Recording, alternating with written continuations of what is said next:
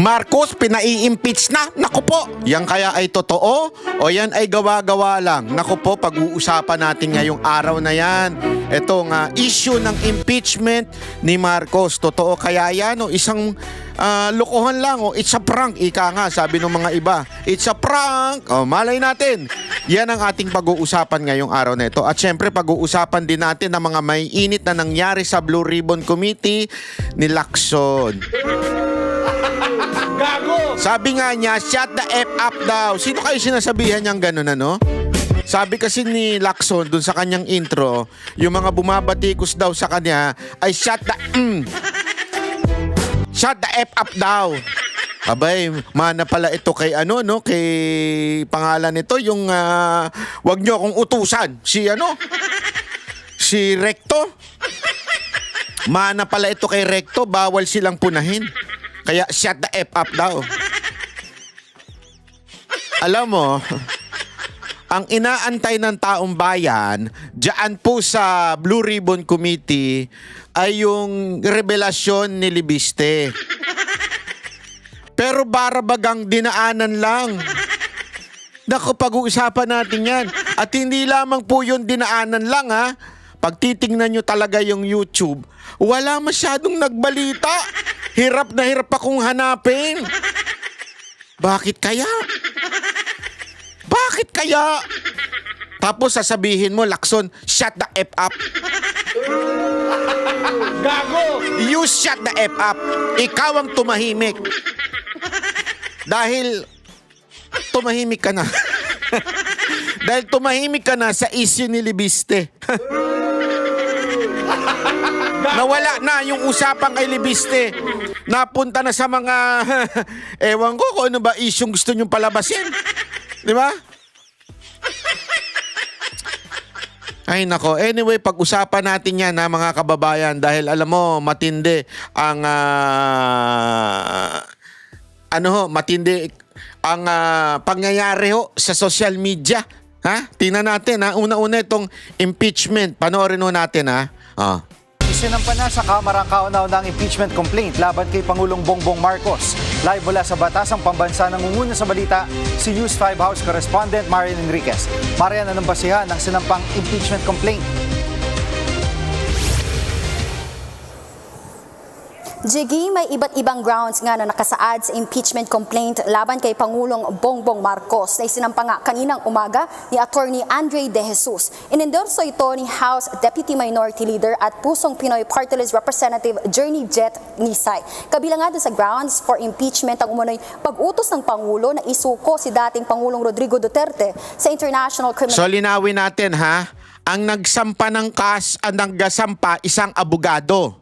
Okay, isang abogado na ayon sa balita ay dating abogado ni First Lady according to politico.com.ph, ha?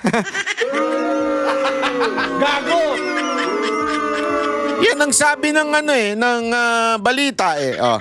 Tapos yun yung nagsampa ng impeachment. Ang nag-endorse ay isang quote-unquote contractor daw, congressman na isang kontraktor. Pero ito matindi dito. Ipapakita ko sa inyo kung papaano etong media ay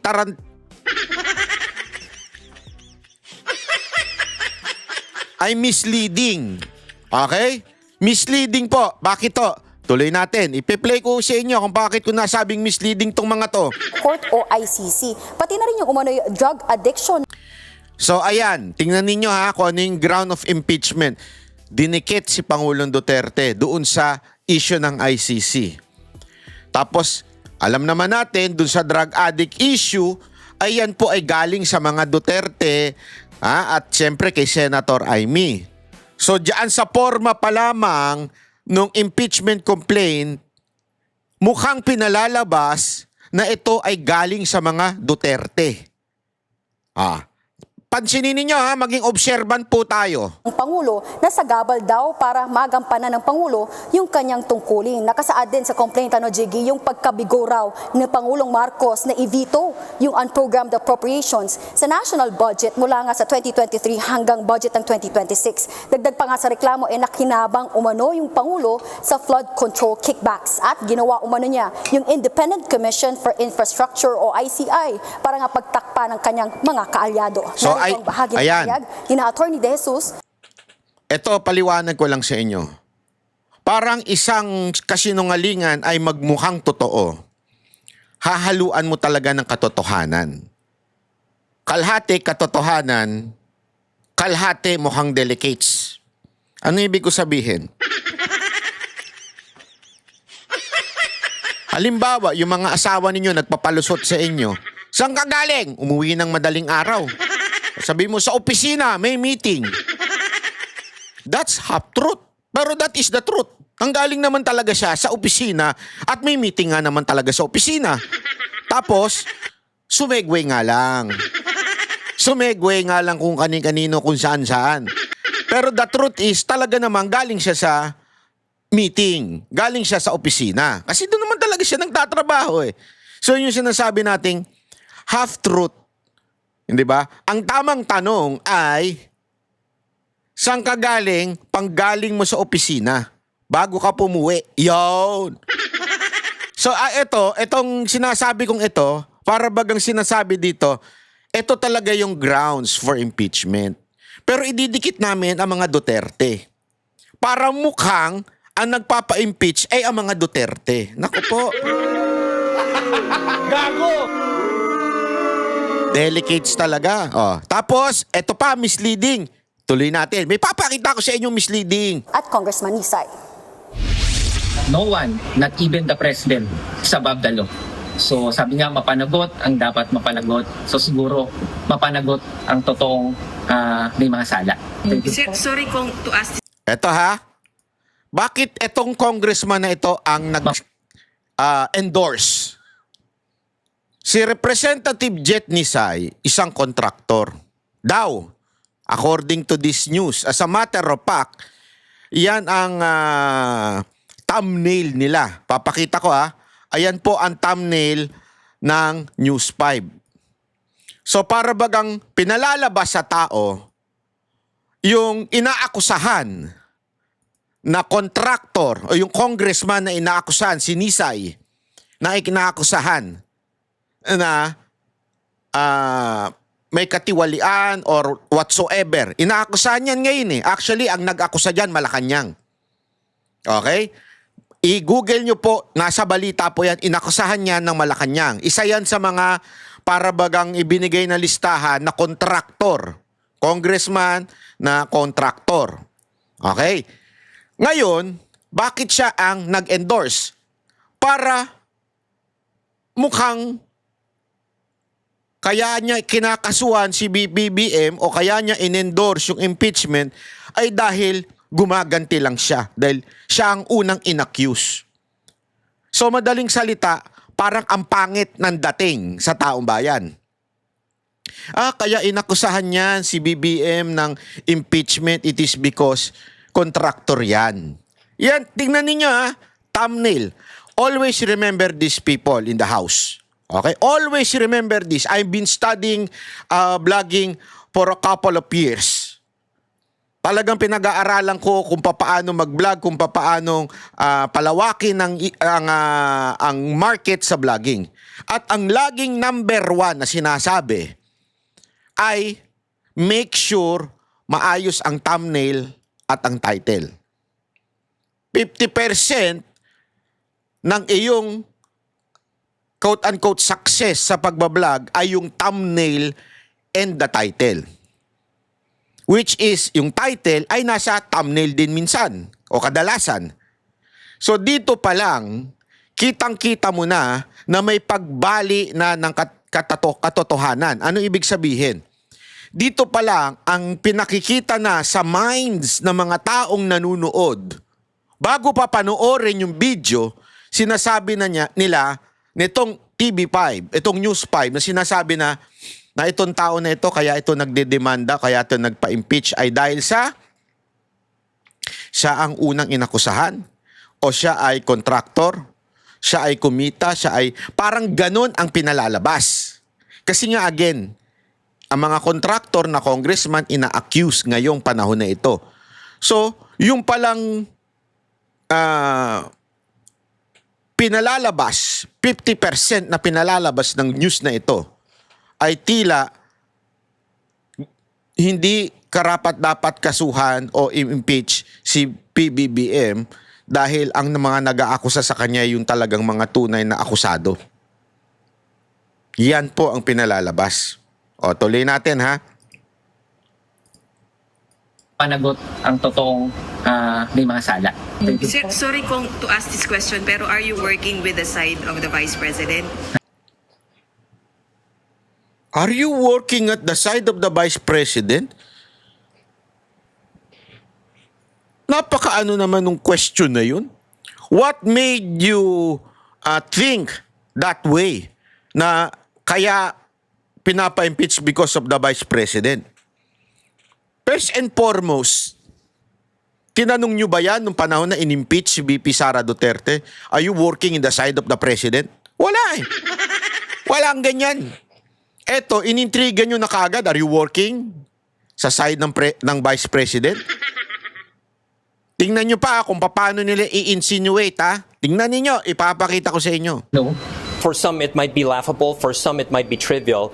But an allegation that our sitting president might be somehow involved in an addiction of some sort to prohibited drugs should be alarming. At Marian, anong background ni Attorney De Jesus at Congressman Nisay? Jiggy, 20 taon na ngang nagpa-practice bilang isang litigation lawyer itong si Attorney De Jesus at napag-alaman naman natin na isang contractor ang nag-endorso ng naturang complaint na si Congressman Nisay. Pagmamayari niya yung kumpanyang JVN Construction and Trading at isa nga siya dun sa mga nirekomendahang kasuhan ng plunder at graft ng ICI. Oh, ayan ha. Malinaw, hindi po sa akin ang galing ha.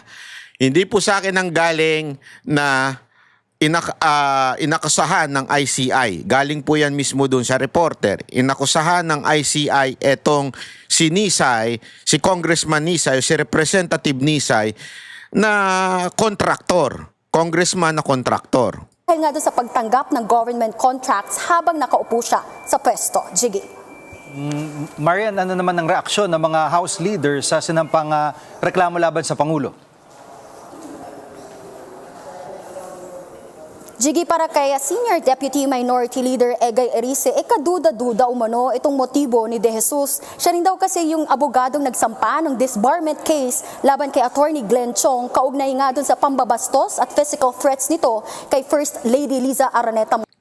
So ito, ang abogado ni Lisa Marcos, okay?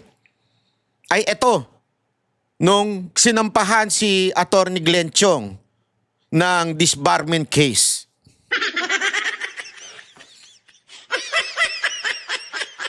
Same lawyer na nagsampa ng impeachment kay Marcos ay dating lawyer daw, according to this report. Dating lawyer daw ni Lisa Marcos na nagsampa ng disbarment case against Glenn Chong.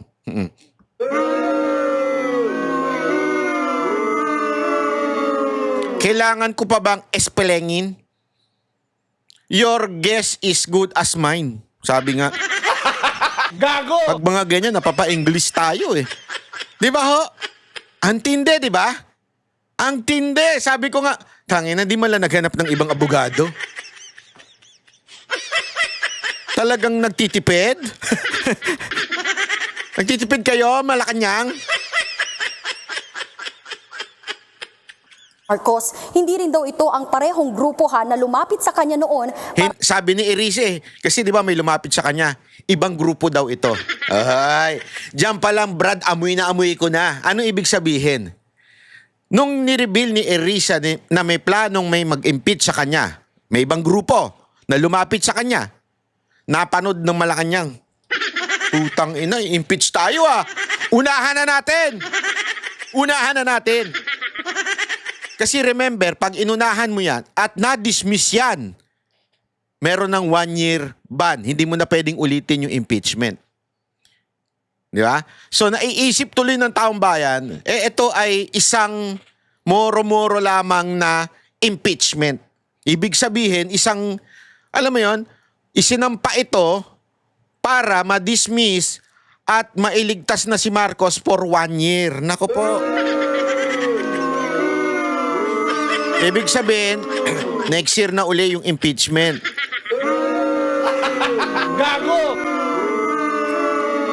Pakisulat nga yung mga komento nyo dyan kung ganyan din ang inyong naiisip. Kasi ganyan na nababasa natin sa social media eh. Nga sa planong impeachment complaint at dagdag pa nga ni Erice, malaki yung tsansang ma-dismiss agad ang naturang reklamo dahil sa lack of form and substance. Kita ninyo? Lack of form and substance. Importante kasi yan, mga kababayan. So ginagago nila na naman yung sistema. Tinatarantado na naman nila yung proseso. Di ba? Ganyan yung ginawa nila doon sa impeachment ni VP Sara Duterte. Ginago nila yung proseso kaya ibinalik ng Supreme Court. Remember that. Marami sinabi ang Supreme Court. Ang isa sa mga sinabi, sa pagkakaalala ko, correct me if I'm wrong, sa pagkakaalala ko, kasi nga hindi man lang nabasa ng mga tao, ng mga congressman, yung complaint, no time, at the same time, para bagang hindi nabigyan ng pagkakataon si Vice President Sara Duterte na sagutin yung reklamo. So, medyo talagang gawain nila yung gaguhin ng proseso. At isa na nga ho ito, yung substance, walang kwenta. Diba? Walang kwenta daw, sabi ni Erice. Ito yung pahayag ni Congressman Erice. I'm still puzzled with what is the motive because anytime any person can file a complaint until within the week. So pareho lang. It will be consolidated. It will be referred to the Committee on Justice. Jiggy, question din nga ni Davao City 1st District Representative Paulo Duterte yung impeachment complaint laban sa Pangulo. Tinawag niyang Eto ha, something fishy to. News 5, makinig kayo sa akin. Akala ninyo makakalusot kayo sa taong bayan. Kung nakakalusot kayo sa mga tangang mga pinklawan at saka mga teroristang makakaliwa, kay Banat Bay di kayo makakalusot. Kita ninyo? Sa dami-dami ng bidyong ginamit dito, sa dami-dami ng bidyong ginamit nyo kay Paulo Duterte, yung may suot pa siyang PPP, na same din ng initial ng abogadong nag-endorse ng impeachment na si Congressman yung nagsampa, si Nisay ba yun? Tama. Oh, nakakalimutan ko na kagad. Di ba? So same. Pero wait, chotomate ko desay. Tingnan nyo baka naman Banat ba ikaw lang nag-iisip niyan? Ikaw lang nag-iisip na sinadya ng TV5 yan. Ay sige, i-play pa natin. Tandaan ninyo si Congressman Nisay ay isang PPP party list. Ano yon? Yung Pusong Pinoy Party List. Okay, PPP. Macau ang reklamo. Kapag daw kasi na-dismiss ito, isang taon na naman ang hihintayin para nga maghain ng bago. Pero itinanggi ni Attorney Huli! Huli kayo! News 5. Talagang ipinokus nyo pa yung PPP. Gago! So maituturing ba kayong fake news dahil sa ginawa nyong yan? Or misleading dahil sa ginawa nyong yan? Remember PPP, Pusong Pinoy Party List, yung nag-endorse ng impeachment ni Marcos na si Representative Jet Nisay.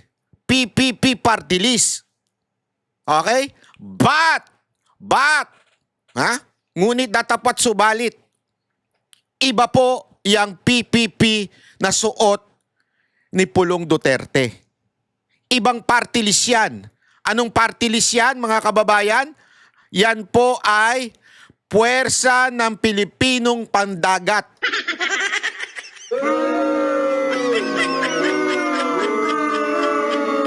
Yang puwersa ng Pilipinong pandagat, isa pong Duterte ang first nominee niyan, si Harold Duterte. Ulitin natin. Yung Jet Nisay, puwersa ng Pilipinong pandagat. Ay, sorry. Ulit. Kay Jet Nisay ay, pangalan nito, yung pusong mamon. Ayun. Pusong Pinoy Party List. Yung kay Pulong Duterte ay yung kay Harold Duterte. Alam nyo po, walang iba kung hindi puwersa ng Pilipinong pandagat. So, what's the proof? Papakita ko lang. Ito yung nag-impeach. Pakita lang natin, ha? Wait. Si Jet Nisay. Ayan, malinaw ho yan. Nakasulat po dyan. Puwersa, ang nakasulat po dyan ay Pusong Pinoy Party List. Kasi naman, pati yung mga ganyan, di ko alam bakit nagkakaroon ng mga ganyang party list eh. Pusong Pinoy Party List. Okay? Pusong Pinoy Party List. Ano naman yung party list ni Pulong Duterte o yung anak niya? Ito naman po. Ano yan? PPP Party List. Kita nyo, same logo? Ano po yan? Yan po ay puwersa ng Pilipinong pandagat. So kahit nga ako, namimix ko eh. Kaya lang, sa dami-dami ng video na gagamitin ng News 5, bakit ito ang ginamit? News 5. Are you trying to insinuate na si Pulong Duterte ay kakampi ni Nisay? Ni Congressman, Representative, Contractor, Congressman, Representative Nisay? Ha? Yan bang sinusubukan ninyong subconsciously ipasa sa pag-iisip ng mga Pilipino? Kung makakalusot kayo sa mga tangang pinklawan at mga pingtae at sa mga teroristang makakaliwa, hindi kayo makakalutsot sa mga banateros. Booking kayo dyan. Magkaibang party list yan, pero bakit yan ang ginamit ninyo? Napaka-obvious. Na konektado siya kay Pangulong Marcos. Narito ang kanyang pahayag. So talagang inano ninyo Zinumpa ninyo. No links with the president himself. I've never met either the president. I have never met the president or the first lady. Bakit sabi ng News 5? Kayo daw ay abogado ni First Lady ni Lisa Marcos. So ibig sabihin, sinungaling yung News 5? O kayo ang sinungaling? Hindi. Linawin natin. Diba? Napaka-importanting maunawaan natin ito, mga kababayan. Tuloy. Or the first lady. What does matter to me is that there's a need to hold the president accountable. The grounds are there, and I'm looking forward to an opportunity, an avenue through which to have all these grounds ventilated. Ayan. Jiggy, para naman kay House Speaker Bogie D, walang basehan para ipa-impeach nga itong Pangulo. Aniya, malinaw na ginagampanan ng Pangulo ang kanyang mandato. Jiggy. At Marian, ano ang magiging sunod na proseso ngayong natanggap na Yari. Secretary General ang impeachment complaint? Jiggy, ayon sa Secretary General, ay ire-refer na nila ito sa Office of the Speaker. Oras. Wow! Ang bilis! Ang bilis! Dati, inantay nyo pa umabot dun sa fourth complaint bago nyo ni-refer. Sinigurado nyo muna na talaga may substance yung impeachment complaint. Ngayon, una pa lang, i-refer nyo na kaagad.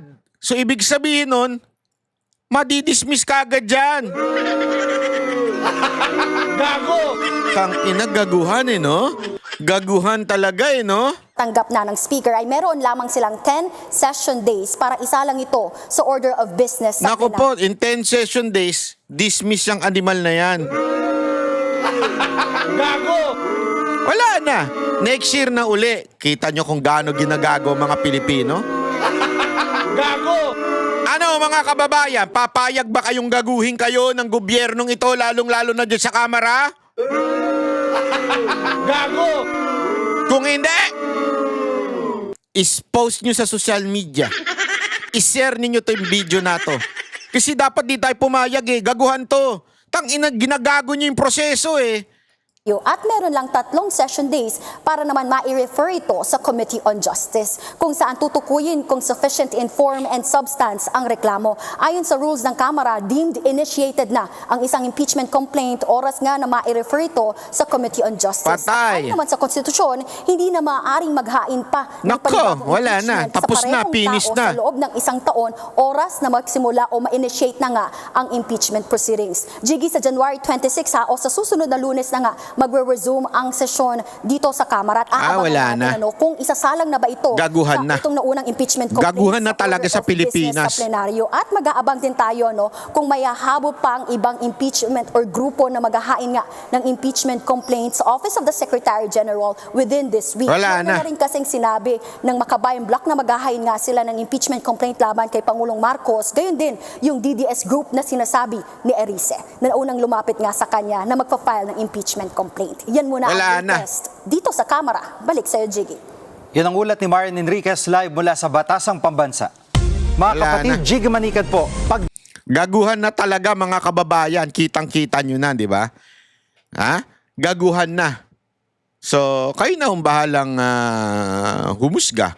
Pero ayan napaka-obvious na talagang tinatarantado tayo ng gobernong ito. Payag po ba kayo? Punta na tayo ngayon doon sa hearing kanina kasi doon kanina merong nag-aapoy. At dito, hindi nakalusot kay Marcoleta. Hindi nakalusot kay Marcoleta ang palusot ng DOJ. Nako, ano ba yan? Ano na naman nangyayari dyan? Grabe ho talaga yan, ha? Ang problema, prosecutor pa doon yun, ini-insist mo kasi yung restitution kaya tayo nagkakaroon ng problema. Will you still insist on that? Sir, we never mentioned that restitution is a condition. Paulit-ulit po namin sinasabi yon, Mr. Chair, na hindi po siya kondisyon para ang isang tao ay matanggap o makonsidera bilang isang witness under the Witness Protection Tapos na Program. tayo dyan. Tapos na tayo dyan. Ang Kaya nga naging po, sinasagot ko po kayo na hindi ko po namin Ay, sinasabi. grabe, binabastos ka, Marcoleta, oh!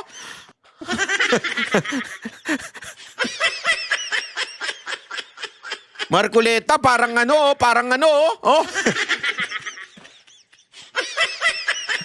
Kayo naman, wag ganun. Hindi naman binabastos. Kayo naman, masyado naman kayong mainit ang ulo ninyo Wag ganun. Wag ganun mga kababayan. Masyado mainit ulo nyo. Po kami sinasabi na restitution is a condition. So I'm not insisting on it, sir. Hindi mo sinasabi ngayon, but when you were talking about a memorandum, yun ang sinasabi mo, there, pwede naming ilagay yung restitution because it is a matter of good public policy. Ano namang klaseng, kaya nga nahihirapan sila Yung Diskaya, to my mind, were the first to apply under the Witness Protection Program. Ang problema, ang sabi ng then Secretary of Justice, now Ombudsman, ay hindi naman basta-basta ganun. Kinakailangan isaulin ninyo yung ininakaw niyo. Ang problema po doon, kung wala namang korte pa pong nagsasabi kung talagang sila ay nagnakaw o nakapagnakaw, sino pong magkukwenta nun? Tapos ano yung in-explain ninyo under a certain paragraph of the law, merong memorandum na kung saan magkukomply sila doon, doon yung pinipilit yung restitution. And I think some of the potential witnesses that can be processed under that program, nagsipagbigay na ng kung ano-ano Is that true? Only those who have been admitted into the program actually returned or made the restitution, sir. Why did they do that? They did that because it was their own initiative or you required them to do that? So sinasabi nung taga-DOJ, only daw yung mga natanggap, yun daw ang magre-restitute. Ibig sabihin, magsosole ng pera. So mga natanggap. So parang, una tinatanggi mo na yan ay requirement, pero pag natanggap ka na, kailangan mo isole. So ano ba talaga? Hindi ko na-gets Pasensya ka na taga-DOJ Hindi ko ma-gets Una, tinatanggi mo na requirement yun. Pero ngayon, sinasabi mo, pagka ikaw ay napasok na sa WPP, yung Witness Protection Program, kailangan mo nang i-restitute. Kaya nga ang ganda ng tanong ni Marcoleta dito. Oh.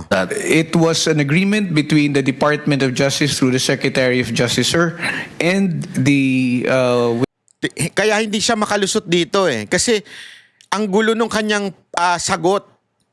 Is that the truth? only those who have been admitted into the program actually returned or made restitution, sir. Why did they do that? They did that because it was their own initiative, or you required them to do that? So, ibig bang sabihin, pag napasok sa Witness Protection Program, kailangan isoli yung pera? Yan ba requirement or hindi requirement? Yan ang tanong eh. Yan tinatanong eh ni Marcoleta. It was an agreement between the Department of Justice through the Secretary of Justice, sir, and the Agreement daw. witness applicant po. That is the problem. The agreement is based not on the provision of the WPP. So mga kababayan, sinasabing napakalinaw dito. Yung agreement daw, may agreement daw kasi sabi nitong taga DOJ. Yung pinagpipilitan niya between the DOJ secretary and yung tao na gustong pumasok sa WPP. Kasi alam mo, maraming pumupuna kay Marcoleta dito eh. Para daw kinakampihan niya si Diskaya. I don't think so. That's not the point here. Ang problema kasi, kaya paulit-ulit ko sinabi, pinost ko nga ito sa TikTok, pinost ko rin ito sa YouTube ko. Eto, makinig kayo. Any person na nag-commit ng kasalanan or quote-unquote corruption, basta wag lang ituro si BBM o di kaya si Romualdez pasok sa WPP. Nagiging bayani basta wag idadawit si Marcos at si Romualdez. Ganyan na nangyari doon sa mga DPWH official na aminado naman sila na nagnakaw, na meron silang porsyento. Yun nga yung nakakapagtaka eh. Aminado ito, mga to, ginawa ninyong witness ngayon. Bakit? Kasi nga, hindi itinuro si Romualdez, hindi itinuro si Marcos. Again, bahala kayo dyan kasi nasa witness protection program nyo yan. Pero ito ang point.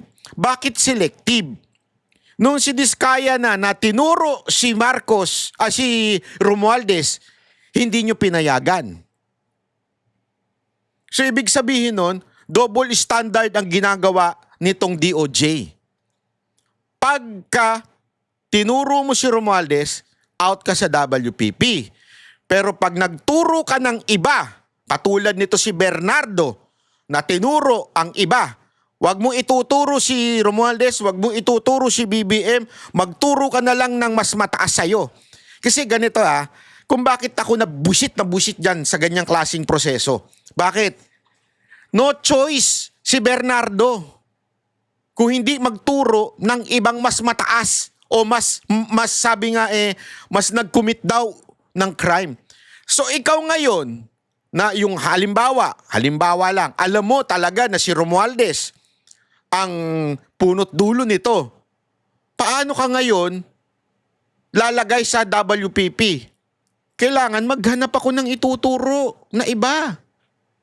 O sino pa bang mas mataas dyan na mas skandaloso? Walang iba kung hindi yung mga nakulong na dati. Na ngayon ay talaga namang sila ay acquitted po. They are acquitted by the court. Before, kasi nga po, sila ay persecuted dahil against sila kay Pinoy. Si Senator Ramon Bong Revilla Jr., against po siya noon sa mga dilaw. Tandaan nyo ito.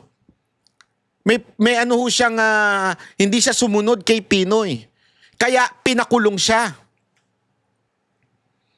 At na-acquit siya ng korte. Don't ever forget that. Ano ibig sabihin nun? Gawa-gawa ang lahat ng mga akusasyon sa kanya noon. Ngayon, easy target na siya. Easy target na siya, kaya etong si Bernardo, dahil nga, basta wag mong papangalanan si Romualdez, papasok ka sa WPP, kung ikaw ay nagnakaw, ngayon bayani ka na. Diba? Ikaw na nga yung may kasalanan, ikaw pa bayani. Basta, wag mong ituturo si Romualdez, wag mo ituturo si Marcos, magturo ka na lang ng iba. Yung kapanipaniwala. Sino ba? Siyempre yung easy target. Si Joel Villanueva at si Revilla. Bakit si Joel Villanueva easy target? Tingnan nyo yung tatlong inaakusa. Hindi ko kinakampihan tong tatlong to. Pero tingnan nyo na lang magkaroon kayo ng utak.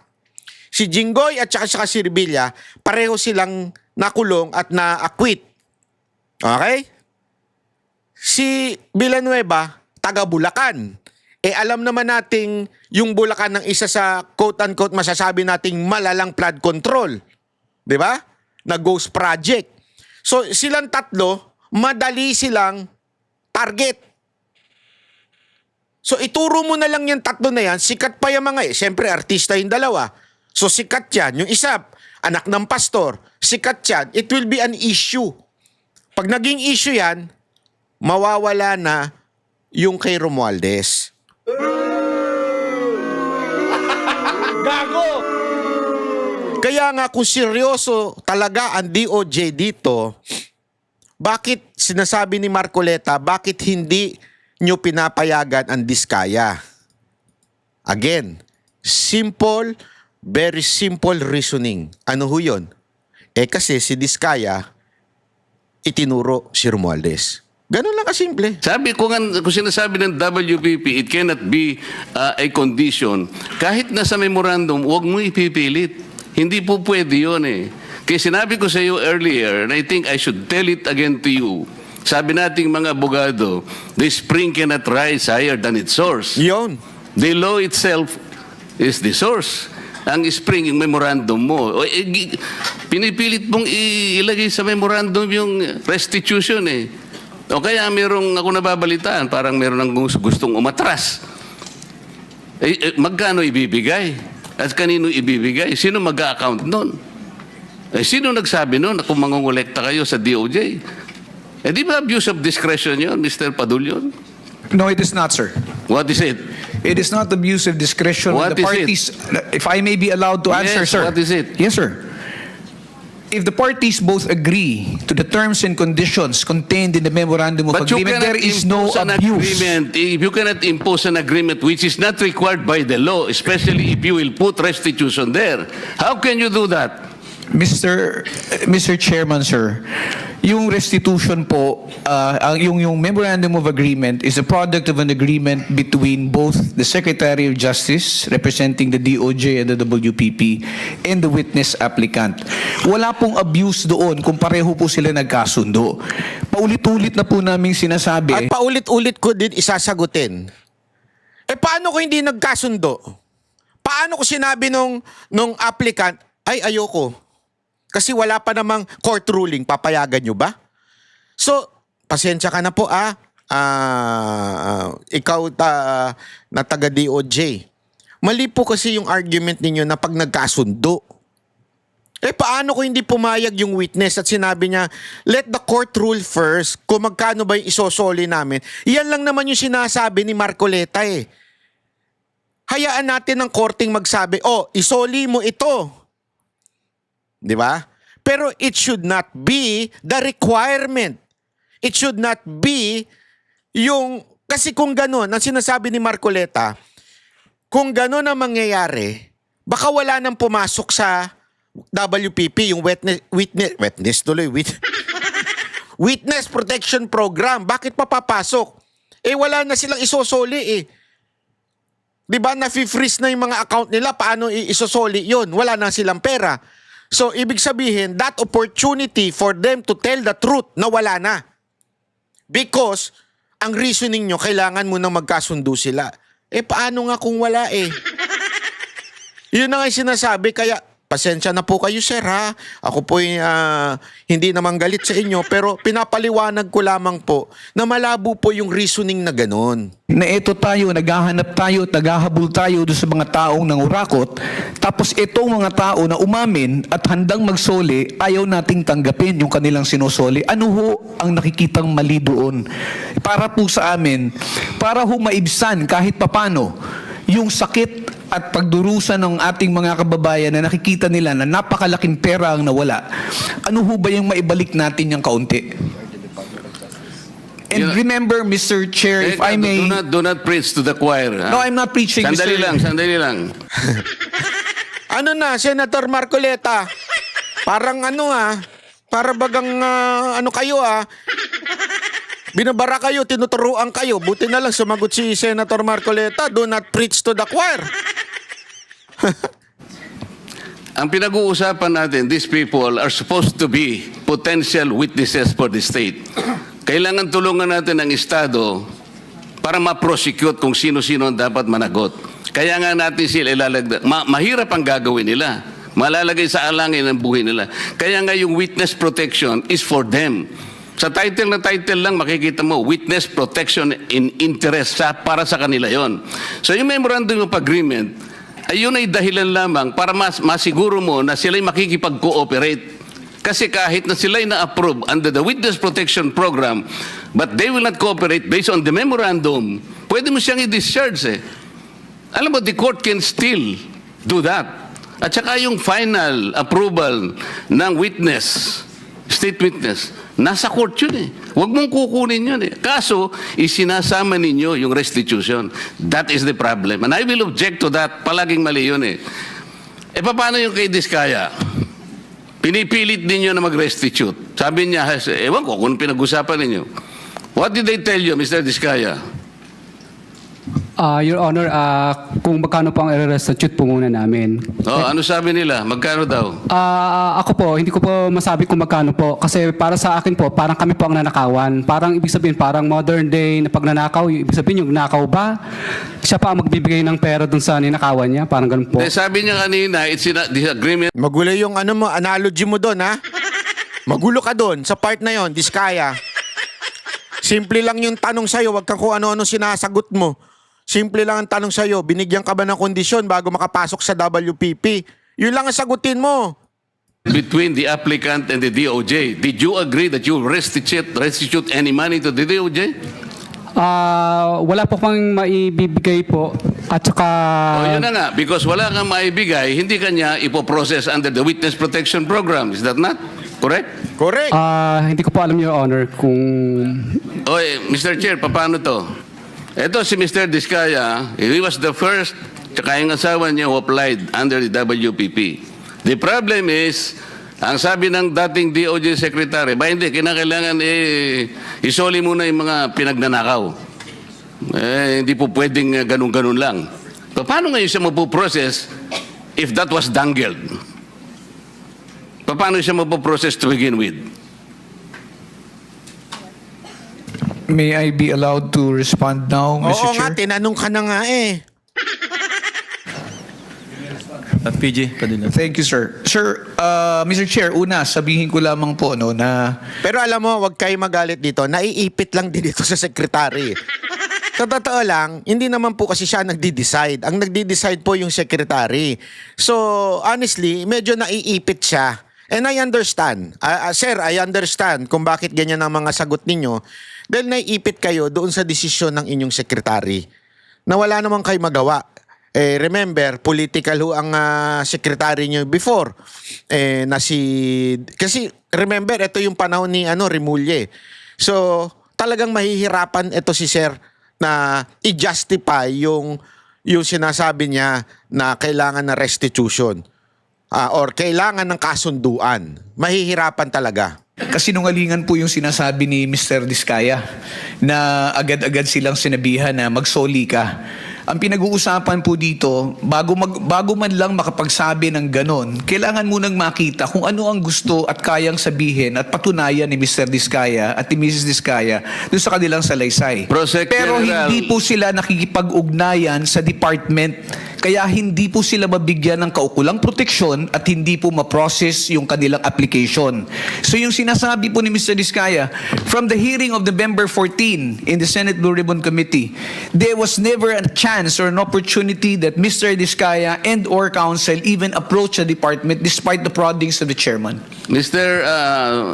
Ano ba yung title mo? Mr. Prosecutor, Mr. PG na lang. Oh, Mr. PG, nung ako yung chairman pa dito, sila yung unang nag-apply. So, dahil kailangan nila ng protection, it was incumbent upon the chairman na sumulat sa Senate President to endorse yung kanilang application. That was the provision of law kasi. But even before they can do that, actually kasi nung sinasabi ko yon nung hearing, di ko naman alam mapapalitan na pala kami. Alam mo na yon, di ba? Yung araw din na yon, nag-press con na si Secretary of Justice. Narinig ko eh. Sabi niya, hindi po pwedeng ganon. I cannot apply. Hindi pwedeng basta-basta ganon na lang. And then the new Senate President based his judgment of not entertaining that application on the articulation of the Department of Justice. So, ang tinatanong ko nga sa inyo, hindi siya sinungaling. Ang mismong kayo ang nagbigay na ng condition kasi. Kaya sinasabi ko, if you insisted on the condition of restitution, how can Diskaya or any other persons similar to his situation even begin to apply under the WPP? If I may respond, Mr. Chair. If I may refresh the memory of the good senator, during the last hearing of November 14, Sir, dapat yung mga ganyan, wag yun ang binibitawan.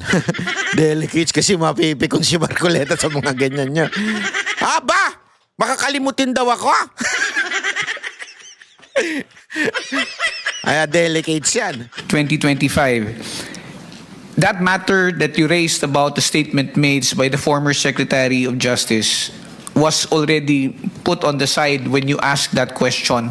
And we already informed the chairman that if they wish to file their application, if they wish to be processed, they go to the Department of Justice. Binanggit po yan, nasa transcripts po yan na sinasabi niyo, o sige, wala mo nang pag-uusapang restitution.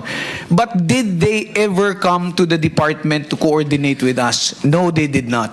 And let me just put it on record, sir, na hindi po ito question na kung sinong nauna. Naku po, patay tayo dyan. Matinding bangayan to.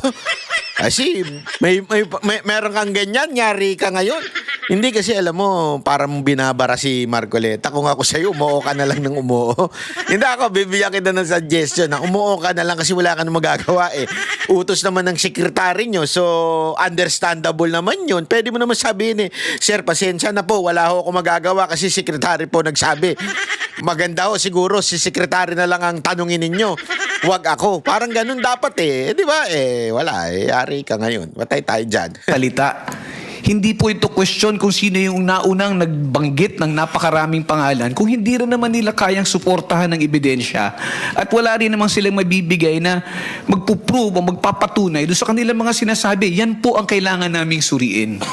I am sorry, Mr. Chair, he did not refresh my memory. Nako, yari ka po. Pinupulyot mo yung memory ko eh. Hindi siya nagpunta rito na sabihin niya na, okay, pumunta ka sa DOJ, huwag na muna natin pag-usapan ng restitution. Walang ganon. Nagpunta nga siya rito dito si DOJ Secretary din eh. O sabi ko, Boying, okay na ba yun? Papupunta. O di wala nang ano ha? Wala nang restitution ha? Basta papuntahin mo silang mag-asawa doon. Hindi ba nagpunta ka, Mr. Diskaya? Yung kinabukasan nung magkita kayo rito? Mr. Diskaya, you may respond, but unfortunately, your time is up. Your Honor, nung ano po, Your Honor, hindi po kami... yes po, Your Honor. Napatapos na yung Lacson.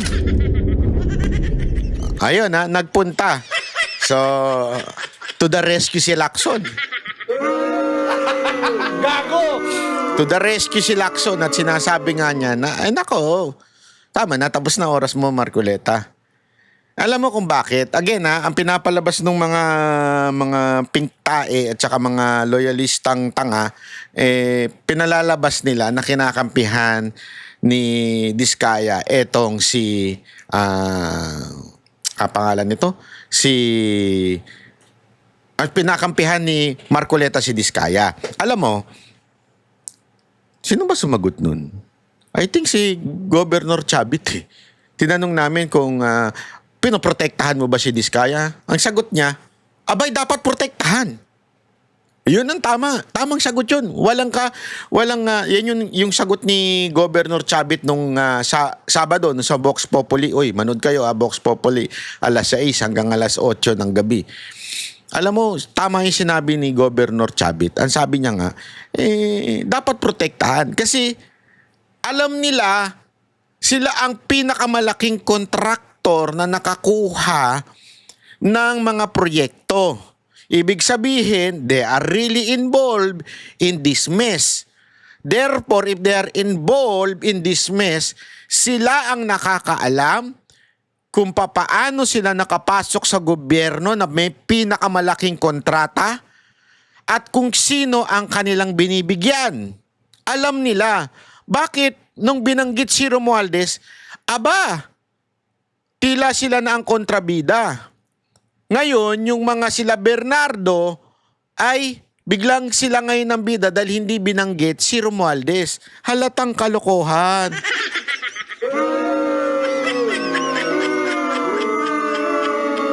Alam nyo mga kababayan, this is something that we really have to to look at, 'di ba? Kasi sabi ko nga sa inyo wag ho tayong magpaloko sa packaging ng media, sa packaging ng kanilang PR. Kasi alam mo, may humahandle ng PR ng gobyerno to eh. Kita ninyo? Nawala na yung sisi kay Romualdez, na nahimik na yung issue kay Romualdez.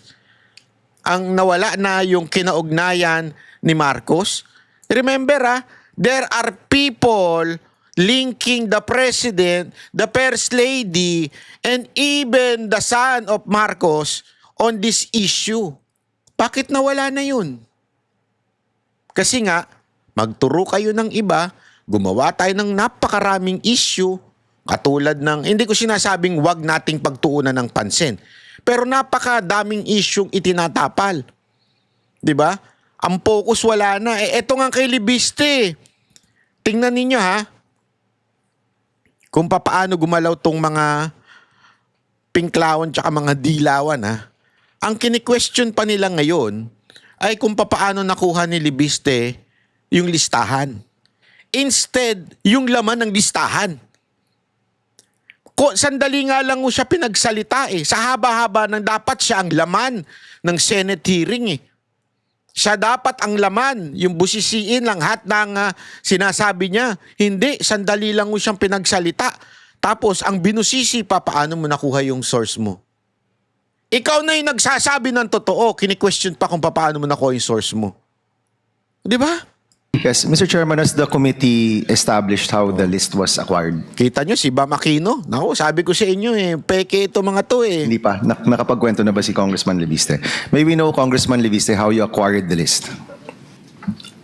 On September 4, with Yusek Cabral, after she had a phone call on speakerphone with Secretary Vince Dizon, and I also had my phone on speakerphone, and I believe that my mother also spoke with Secretary Vince Dizon that night. And Secretary Vince Dizon said that these are public documents and that all of them can be shared not only with me, but with the public. And were these given to you as a printout, or was this a file that was emailed to you? The printout that I have sent there with a timestamp September 9, 6:03 p.m. was a hard copy, and I also got a soft copy of that printout. From? From the office of Yusek Cabral, with Yusek Cabral present. Okay, so yung email na pinanggalingan nung listahan is from a government employee or from an official email of the DPWH? Soft copy was given to me. Sorry, USB ba, or it was Yes. emailed to you? USB. Okay, so may binigay sa yung hard copy at may binigay sa yung USB with all of these files.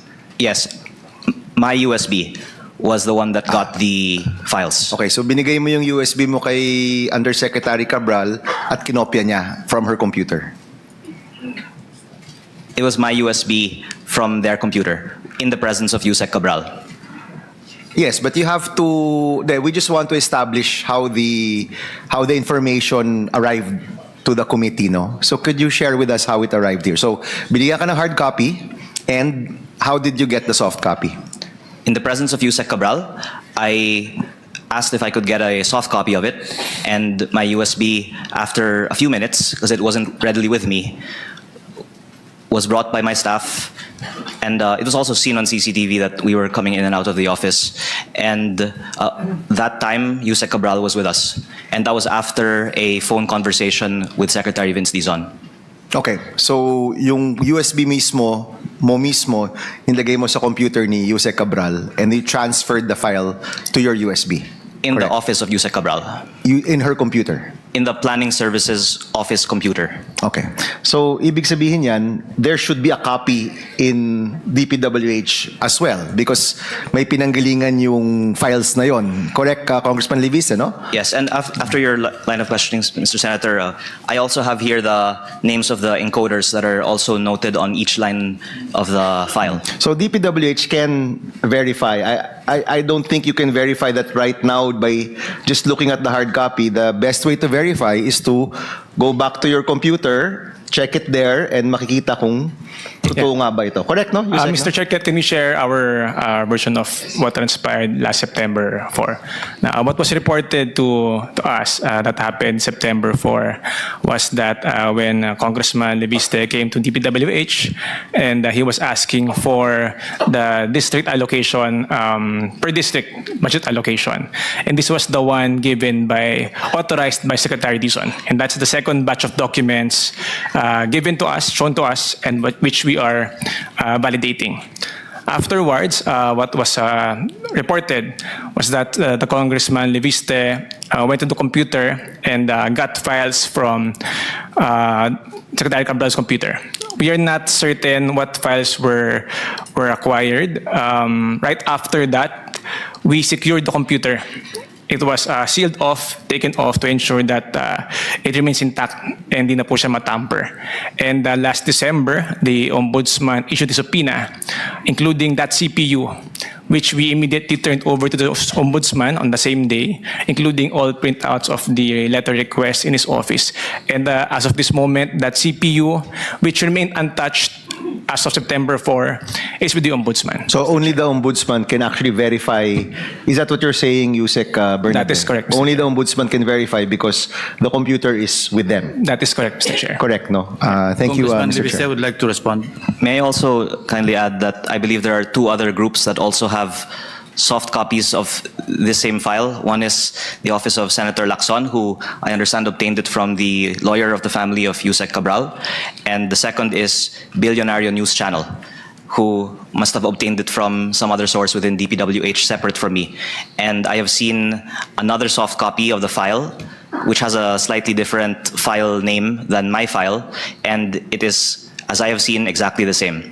So the public can be assured that it's not solely reliant on my copy of the file because there are multiple groups that also have a copy of the file. Mr. Chair. But was just to clarify, the files that Nakita nyo na? Ang tindi ng issue, no? Ang issue, kung paano niya nakuha. Hindi yung laman ng files. Yeah? Kaya sabi ko nga sa inyo, tangina, moro-moro na lang tong ginagawa nila na to. Talagang ipipilit nilang iiwas sa mga, ewan ko ha, ako may nararamdaman ako. May nararamdaman ako. Ha? May nararamdaman ako na tila nila, mukhang inilalaglag na nila unti-unti si Romualdez, pero ililigtas talaga nila si Marcos. Kaya obserba natin sa mga darating na araw. Dahil mukhang, halimbawa, yung revelation tungkol doon sa pagbili ni Romualdez ng bahay through Diskaya, doon sa Forbes, parang ikinokonek na nila si Romualdez. I'm not sure if that is the PR now, what is happening sa gobyerno. Pero ewan ko kung yan ba ay pinipitik na nila para makita nila kung papalo ba ito kay Marcos. Kasi parang testing ground eh. Sandali, tingnan natin kung pag pinitik ba natin si Romualdez, ano ba ito kay babanda ba ito kay kay BBM? Ngayon, may mga impeachment na tila pinalalabas sa mga Duterte o may kontraktor, isipin nyo may congressman na kontraktor na galit kay BBM. Ibig sabihin, in-impeach si BBM. So, tama ang ginagawa ni BBM kasi may mga kontraktor na tinatamaan. Parang gano'n ang pinalalabas. Yeah? Tapos yung sinasabi naman ni Tiangco, tama yung sinabi ni Governor Chavit eh. Yung sinasabi niya na si Tiangco, parang yung pinagalitan daw ni BBM si Romualdez. Para bang iniiwas talaga si BBM, hinihiwalay si BBM kay Romualdez. So, sa tingin nyo, gano'n na nangyayari ngayon? Komento kayo dyan para malaman natin kung ano ba talaga ang pulso ng taong bayan. Sabi nga, Vox Populi, Nuko-nukoluli. Para malaman natin kung ano ang inyong nasaloobin. Kasi alam mo, importante dito ang boses ninyo. Ang sa social media, importante ang boses ninyo. Hindi lamang po ang boses ng vlogger. 'Di ba? Kasi kung nakasanayan natin sa news na yung news lang ang nagdidikta ng kwento, sa social media, kayo ay kasali doon sa kwento. Kayo mismo ang nagdidikta at nagbibigay ng pulso. Kaya kayo nakaka-comment. That is ito, lagi niyong tatandaan. Minsan nilalanglang lang natin yung comment section. Huwag po natin ilalanglang yan. Ang comment section napaka-importante po para malaman ang pulso ng taong bayan. Huwag niyong pahintulutan yung mga bayaran troll nila, yung kanilang opisina, yung kanilang troll office ang magdikta ng kwento sa loob ng comment section. Kasi napapansin ko na yan eh.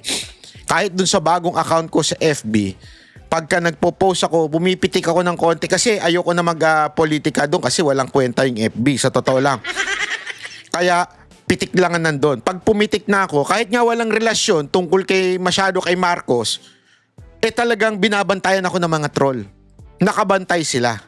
Alam nila na pag bumana tayo doon, iiyak yung mga amo nila. Kaya nakabantay sila doon. Kaya importante yung comment ninyo. Dapat magko-comment kayo sa mga videos. Ito'y inyong power, ika nga. Kaya wag nyo inilalanglang yung power na yan. That power is so powerful. Ay, lupit mo ba, Natbay? Hindi, totoo po. That power is so powerful. Diba? Matindi yung na yan, yung comment section. Okay? So mag-comment kayo at baka pwede na rin mag-subscribe po kayo. I-share nyo na rin ito sa mga kababayan natin. Maraming salamat po. Ako si Banat. Bye!